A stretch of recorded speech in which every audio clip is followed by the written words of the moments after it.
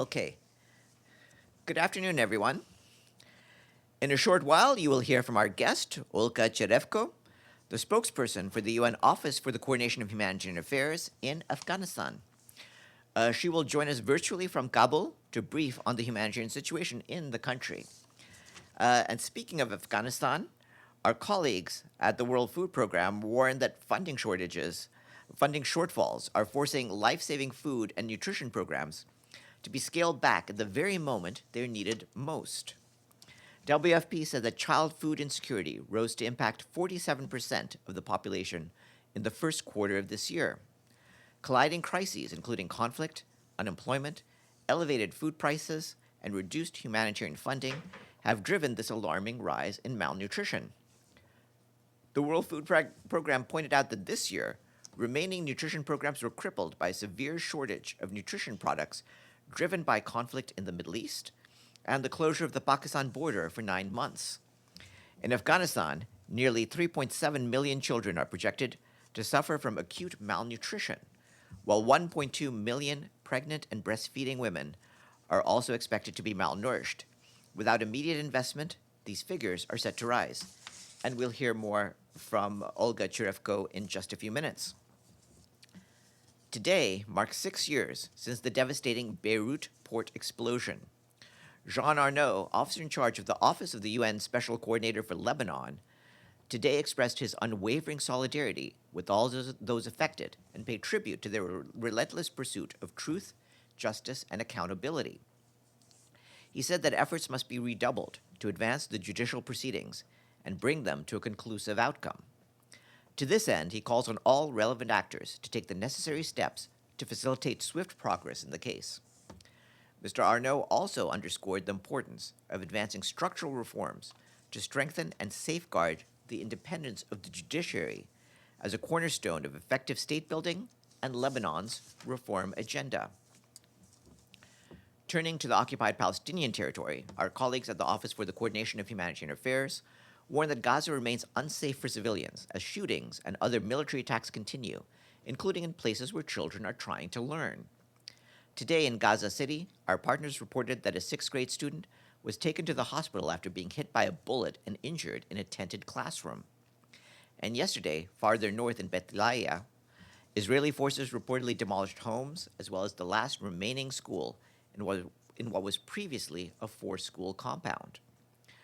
According to our partners, last week, Israeli forces had already advanced towards the area, which is between the agreed deployment line known as the Yellow Line and the Israeli Orange Coordination Line, which marks areas where restrictions apply on the movement of humanitarian staff. At the time, troops destroyed the tents of nearly a dozen families sheltering in the schoolyard and placed new cement blocks nearby, marking a further expansion of areas where Israeli authorities have imposed access restrictions. Our humanitarian partners rapidly mobilized support for people who were displaced. We stress that under international humanitarian law, civilians and civilian infrastructure must be protected and should not be targeted. Learning spaces must remain safe and protected environments for both students and teachers.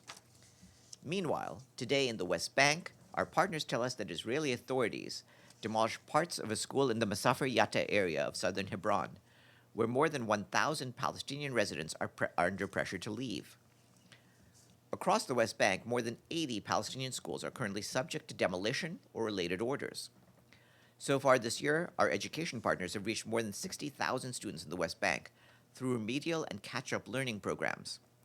They rehabilitated 30 schools, provided transportation assistance and other protective measures to more than 2,600 students and education personnel in high-risk areas, and they delivered education-specific cash assistance, psychosocial support, and legal aid. Still, funding remains critically low, with just over 10% of the funding required for education support secured this year. In Venezuela, the humanitarian response continues to expand more than 5 weeks after the devastating earthquake. Our colleagues from the Office for the Coordination of Humanitarian Affairs tell us that 200,000 people have received humanitarian assistance and essential services through the joint efforts of the UN, our partners, local communities, and the authorities. This support includes hot meals, healthcare, safe water, shelter, legal and psychological support for women, children, and vulnerable groups as families begin the long process of rebuilding their lives. Meanwhile, our humanitarian colleagues note that the Venezuelan government and our partners have launched a needs assessment to help guide recovery, reconstruction, and development efforts in the months ahead. With the humanitarian response plan currently just 42% funded, sustained international support will be essential so that humanitarian organizations can continue helping communities in the months ahead. That's it for me. Are there any questions before we turn to our guest? Yes, Edie. Thank you, Farhan. Is the United Nations involved at all in trying to get fuel to Cuba in the face of intense blackouts during this summer heat? We have been talking to various countries that are interested in helping with Cuba, in an effort to make sure that for humanitarian purposes, Cuba has the fuel and that it would need for its humanitarian needs. Has there been any positive response? In recent days, of course, as you've noticed, there have been some real problems in terms of fuel shortages, and we've expressed our concerns about that.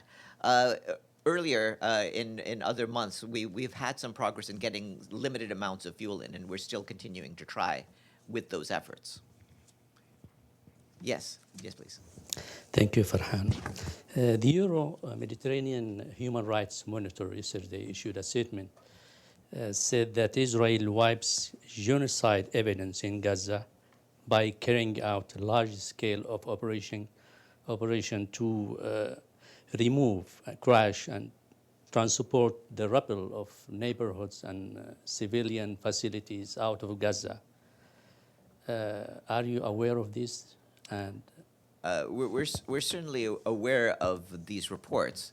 Obviously, as you're aware, we've expressed our own concerns about the activities carried out by Israel within Gaza, and we'll continue to make sure that we can do everything possible to have the residents of Gaza return to a normal life, and that there will be accountability for what has happened to them. still, there are thousands of people missing. And what do you think under the ripples? What should be done to ensure their remains are not being destroyed? Ultimately, what needs to happen is that all of the rubble needs to be cleared, and hopefully then we can be able to determine what the fate of so many missing persons has been. Sure. Thank you.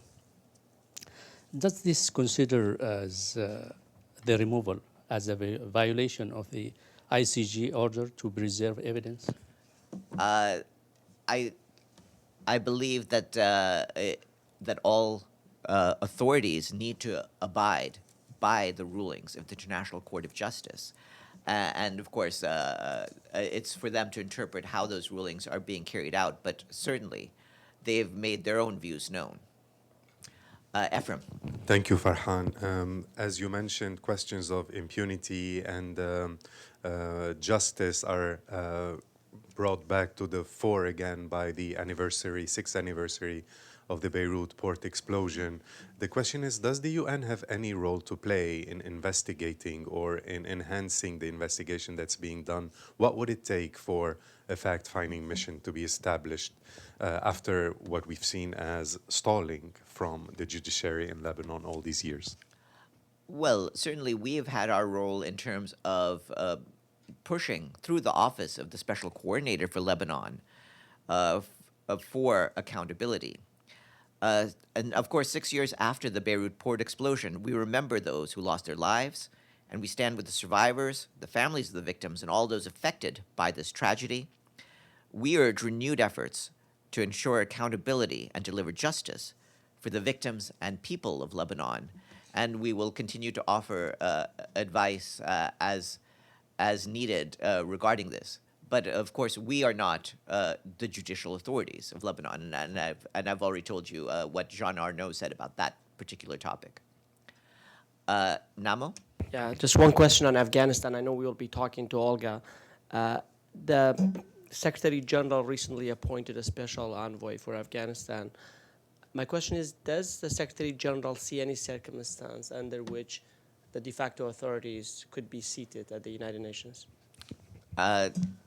Ultimately, those decisions on recognition are made by governments, and we are not that. But governments would determine who they recognize as the government of Afghanistan. That has not been something that's happened with the de facto authorities, and I don't believe that, as far as I'm aware, there's no movement towards that among the member states here.